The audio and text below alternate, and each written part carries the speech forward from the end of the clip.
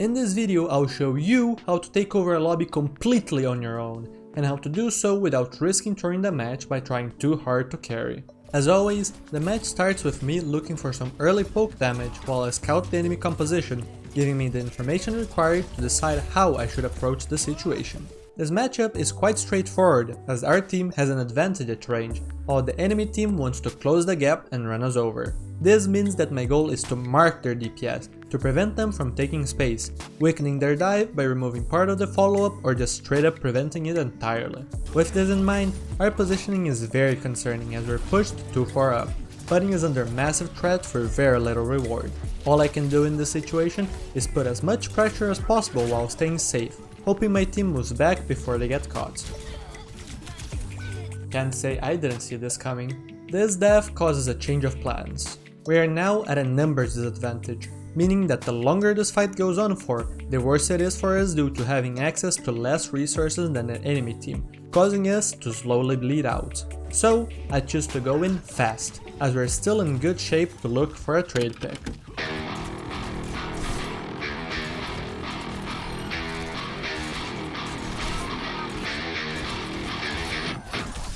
With Sigma's help, we managed to equalize into a 2v2, and while he does eventually go down as I was picking up our Kiriko, I can now finish the job, clutching the fight.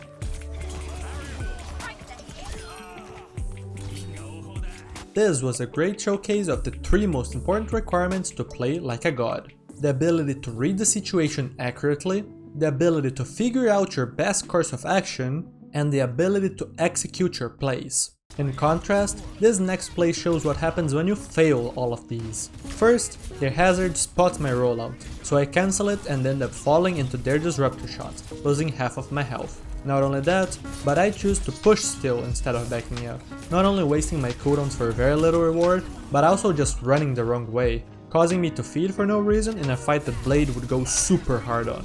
What I should have done instead was simply play safe while waiting for the time to engage with my ult, as once again, the fate of that fight was mostly in my hands due to the ult economy from both sides.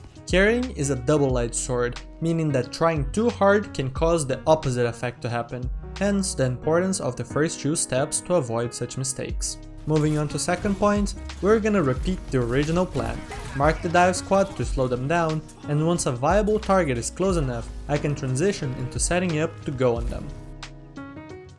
Okay, finally some action. Hazard feeds, Genji goes for his enemy protagonist moment, we press Q and he dies. The remaining players run and I use the downtime between the fights to set up aggressively. This time however, I play much smarter than last time, looking for the opportunity without feeding. They pull the trigger and engage while I'm stuck deep in their backline, but since their positions aren't good, I just calmly rotate closer to them. Okay, beat overclock is very scary and I'm late to contest the Sojourn, but she finds no picks and so fails her play. This is a great lesson in ult usage, as the power spike they provide is not a good reason to skip setting up. Sojourn had a great angle, but the rest of the team couldn't follow up on her damage due to bad positioning, allowing us to beat 3 ultimates with only a single one. Yikes.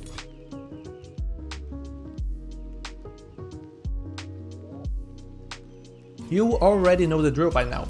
Mark, set up, then engage. This time however, ultimates are on the board, so if our opponents look to create an advantage through one and I can blade to take that away, I will. Kiriko uses Kitsune Rush, I blade on top of her to force a teleport, then chase with dash. Afterwards, I zone the DPS so the Winston becomes isolated. Very clean fight win.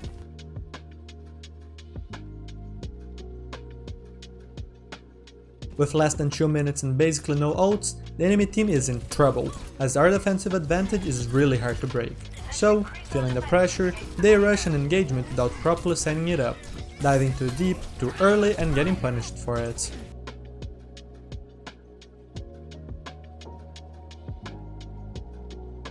Unfortunately, our Sigma makes a big mistake and drops to the low ground, getting dove and pulsed. So, unsurprisingly, I immediately set up for a play, getting a quick assassination on their Lucio, then stalling their Sojourn before getting out. Defending this situation is gonna be hard, but possible, so after dodging some kunais, I go for a rollout to stall point for a bit to help my team get back in time.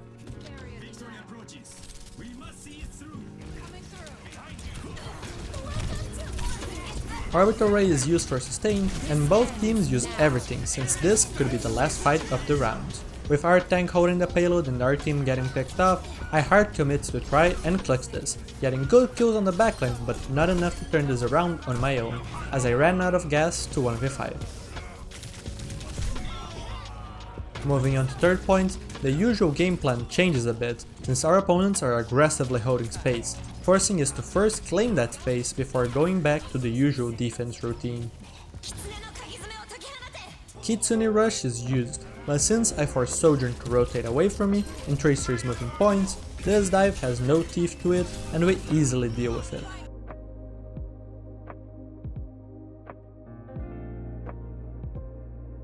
We're once again in last fight territory and lots of ultimates are available for both sides, so this could be a mess. We do have an important advantage though, space, which is something that the enemy team is trying really hard to take away from us so they can set themselves up.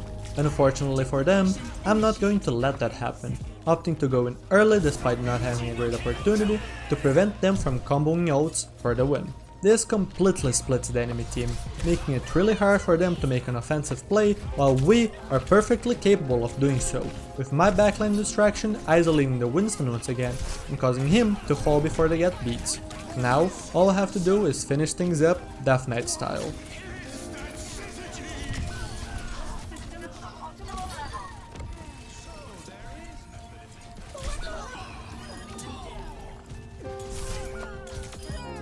Just like in our first point defense, the enemy team overstays their welcome in this high ground and get punished for it. But, unlike us, they don't have a cyber ninja to clutch this fight for them, and so we make quick work of them, trading cooldowns with our soft engagements and leaving very little room for a comeback.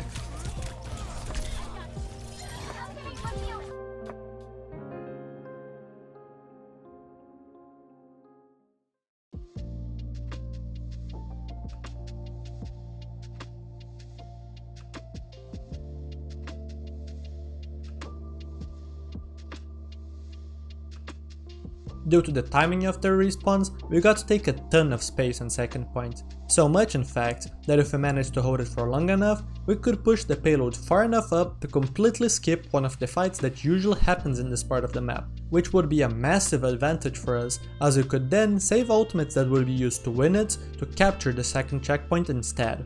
Because of this, the enemy team needs to force us out of here fast enough to prevent this scenario from happening, as it would essentially guarantee that they lose the game.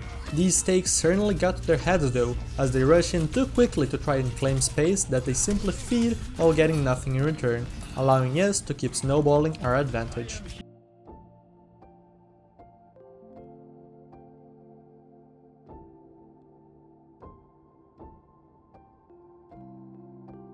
And it doesn't stop there. Sure, we have a space advantage, but ultimates could turn this around, right? Yeah, as if we would let that happen. My blade catches the respawning Pharah before she gets beat. Winston and I isolate the backline while our Pharah barrages their diva, and at that point there is no coming back from such a thoughtful and brutal beatdown.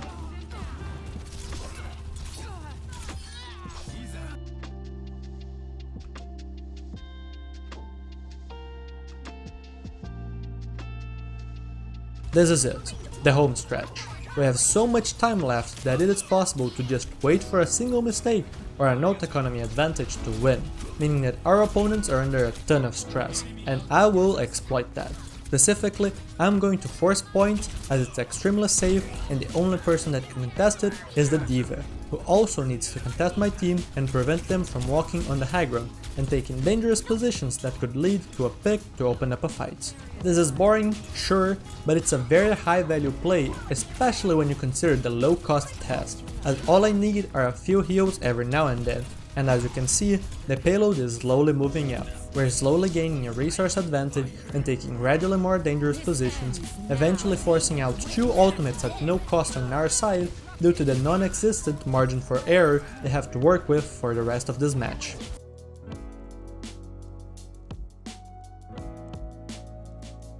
After regrouping, I start by poking a bit from the high ground to finish farming my blade before looking to drop and force point once again, as now I'm permanently set up to engage at a moment's notice. They give up the high ground since they can't hold it anymore without D.Va's help, completely opening the map for us to use as we wish and sealing their fate on the spot, as our advantages have been methodically piled up until they became overwhelming. That right there is what I call a dominant performance. And it was all thanks to my ability to read the situations accurately, choose the best course of action for them, and then execute my plays with a high success rate, essentially making me the god of this match. If you enjoy this kind of content, check out this insane Genji play. It seriously is one of the greatest moments of all time, and I can guarantee that it will blow your mind.